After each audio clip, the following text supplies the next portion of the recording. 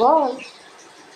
তো গাইস, আমরা তো এখন চিকেন বানাচ্ছি।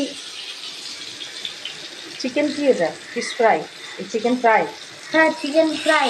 তো কি কি দেওয়া হয়েছে বলে দাও রেসিপিটা। তো ফার্স্টে আমরা চিকেনটা নিয়ে এলাম, নিয়ে তারপরে আমরা কাট করলাম, নিয়ে তারপরে আমরা রুই মশলা দিয়েছিলাম, ম্যারিনেট করলাম, নিয়ে তারপরে আটা ফাটা দিলাম, ময়দা, ময়দা, কর্নফ্লাওয়ার, কর্নফ্লাওয়ার, ময়দা ময়দা অ্যান্ড এন্ড কাশ্মীরি মির্চ, তারপর তারপরে আমি দিয়েছিলাম কর্নফ্লেক্স, তারপরে চিপস, চিপস। পুরো ক্রাশ করে। হ্যাঁ, পুরো ক্রাশ করে।